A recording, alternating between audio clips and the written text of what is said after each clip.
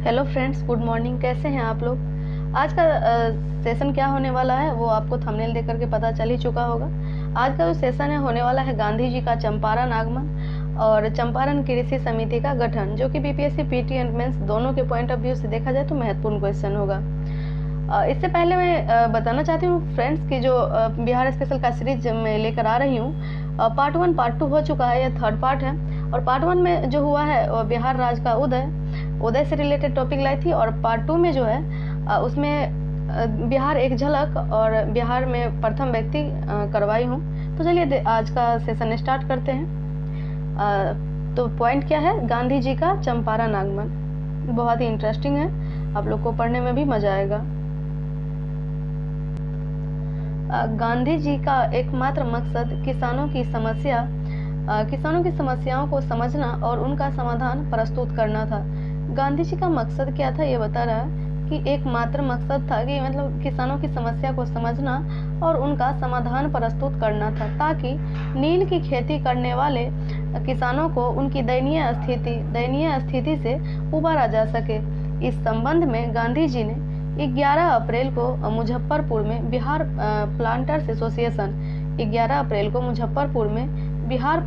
Association के मंत्री J.M.. Wilson से मुलाकात कर उससे अपने आने का मकसद बताया। जे.एम. विल्सन से मुलाकात कर उसे अपने आने का मकसद बताया। नेक्स्ट है कि लेकिन विल्सन ने गांधी जी को किसी भी प्रकार की सहायता देने से इनकार कर दिया। विल्सन ने गांधी जी की सहायता नहीं की और इनकार कर दिया। इसके बाद गांधी जी ने तिरहुत डिवीजन के कमिश्नर एल.एफ. मार्गेट से मुलाकात की, लेकिन यहाँ भी गांधी जी को कोई आश्वासन नहीं मिला। मार्गेट ने न केवल जांच और सहायता करने से इनकार किया बल्कि धारा 144 लगाकर गांधी जी को चंपारण पहुंचने से रोकने की कोशिश भी की। 15 अप्रैल को गांधी जी मोतिहारी पहुंच गए, जहां उनको बाबू गोरख प्रसाद के घर ठहराया गया। अगले दिन एक गांव के एक प्रतिष्ठित गृहस्थ पर अत्याचार की ताजा खबर मिलने पर उन्होंने वहां जाने का निर्णय लिया। रास्ते में उनको तुरंत चंपारण छोड़ने का कलेक्टर का आदेश मिल गया, जिस पर लिखा था आपसे शांति भंग होने का खतरा है। क्या लिखा था? आपसे शांति भंग होने का खतरा है। गांधी जी ने आदेश मानने से इनकार कर दिया। किसका आदेश मानने से इनकार कर दिया? तो कलेक्टर जो आदेश दिया था उसका आदेश मानने से इनकार कर दिया और उन्हें गिरफ्तार कर लिया गया। अदालत में गांधी जी ने स्पष्ट शब्दों में कहा, भारत उनका देश है और अपने देश में उनको कहीं भी आने जाने और काम करने की पूर्ण आज़ादी है। गांधी जी ने क्या कहा? भारत उनका देश है और अपने देश में उनको कहीं भी आने जाने और काम करने की पूर्ण आज़ादी है, और इसमें वे किसी भी प्रकार के अवरोध या बंदिश को स्वीकार नहीं करेंगे। लेकिन उन्होंने स्वीकार किया कि उन्होंने जिलाधिकारी को एक आदेश को न मानने का अपराध किया है, अतः उन्हें सजा दी जानी चाहिए। इसके लिए उन्होंने अदालत से सजा की मांग की। अदालत के कहने के बावजूद गांधी न तो जमानत राशि भरने के लिए राजी हुए और न ही चंपारण छोड़ने का। ऐसी स्थिति में ब्रिटिश सरकार ने मामले को तूल देना जरूरी नहीं समझा और स्थानीय प्रशासन को अपना आदेश वापस लेने का निर्देश जारी किया। अंततः गांधी जी को रिहा कर दिया गया और चंपारण जाकर जांच प्रक्रिया को शुरू करने की अनुमति भी प्रदान कर दी गई। गांधी जी को चंपारण जाके जांच प्रक्रिया को शुरू करने की अनुमति भी प्रदान कर दी गई। इस प्रकरण में गांधी जी अपने सहयोगियों को यह समझाने में सफल रहे कि सत्य और न्याय की लड़ाई में जेल जाना बुरी बात नहीं। बुरी बात नहीं बल्कि सम्मान की बात है, बल्कि सम्मान की बात है।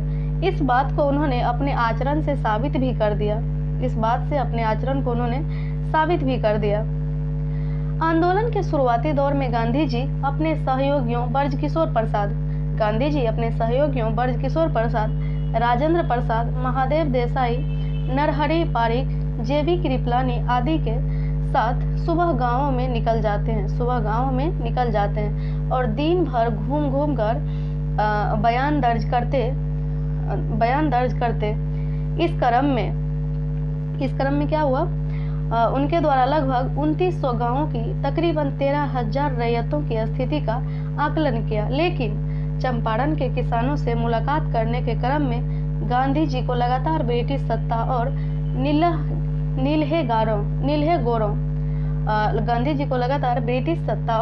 नीलहे गोरों के प्रतिरोध का सामना करना पड़ा। लेकिन गांधी जी इससे थोड़ा सा भी विचलित नहीं हुए। इस प्रकार के विरोधों के बावजूद उन्होंने अपनी जांच जारी रखी। जब दबाव बनाकर अंग्रेजी सरकार ने पुनः एक बार जांच प्रक्रिया रोकने की कोशिश की तो गांधी जी ने स्पष्ट शब्दों में जवाब दिया कि जब तक चंपारण के किसानों को राहत नहीं मिलेगी, देखिए यहाँ राहत नहीं मिलेगी, तब तक उनका बिहार से जाने का कोई इरादा नहीं है। अब यह सरकार पर निर्भर करता है कि जांच पड़ताल समाप्त कर रैयतों की शिकायत का निदान करें। हम लोग देख चुके हैं कि गांधी जी का जो चंपारण आगमन हुआ वह कैसे हुआ और किन किन मुश्किलों का सामना करना पड़ा। अब हम लोग देखेंगे चंपारण कृषि समिति का गठन। आई होप कि आप लोग को समझ में आ गया होगा। आप लोग चाहे तो नोट डाउन कर सकते हैं। देखिए चंपारण कृषि समिति का गठन कैसे हुआ। इस प्रकार के तमाम प्रयासों के बावजूद गांधी जी की लोकप्रियता लगातार बढ़ती ही चली जा रही थी और ब्रिटिश सरकार के लिए गांधी जी द्वारा किए जा रहे इन शांतिपूर्ण प्रयासों को अनुचित ढंग से दमन करना एवं रोक पाना बहुत मुश्किल हो रहा था। यानी कि ब्रिटिश सरकार के लिए गांधी जी द्वारा किए जा रहे इन शांतिपूर्ण प्रयासों को अनुचित ढंग से दमन करना एवं रोक पाना बहुत मुश्किल हो रहा था। अंततः क्या हुआ कि बिहार के उपराज्यपाल एडवर्ड गेट ने गांधी जी को वार्ता के लिए बुलाया और गांधी जी से बातचीत के पश्चात उन्होंने जुलाई 1917 में किसानों के कष्टों की जांच के लिए FG सलाई। फ्रेंड्स पता होगा आप लोगों को कि ये प्रीवियस ईयर अगर आप सॉल्व किए होंगे BPSC प्रीलिम्स के लिए तो देखे होंगे कि जांच के लिए किस कमेटी का गठन किया गया था। तो देखिए FG सलाई की अध्यक्षता पूछा जाता है और समिति भी पूछा जाता है। अध्यक्षता में एक जांच समिति बनाने का निर्णय लिया जो चंपारण कृषि समिति यानी कि चंपारण एग्रियन कमेटी कहलाई। इस समिति के अन्य सदस्यों में Gandhi ji, Raja Harihar Prasad, LC Adami, Narayan Singh, DJ Reid एवं C रैनी थे। अक्टूबर 1917 में जांच समिति ने इन सिफारिशों के साथ अपनी रिपोर्ट पेश की। कब? तो अक्टूबर 1917 में जांच समिति ने इन सिफारिशों के साथ अपनी रिपोर्ट पेश की जिसमें कहा गया कि इसमें क्या क्या कहा गया है, चलिए पॉइंट में दिया हुआ है, देखते हैं कि नीलहों द्वारा अवैध वसूली की गई राशि का 25% हिस्सा रैयतों को लौटाया जाए। कितना? 25% हिस्सा रैयतों को लौटाया जाए। नेक्स्ट पॉइंट इसमें था कि 3 कठिया पद्धति समाप्त की जाए।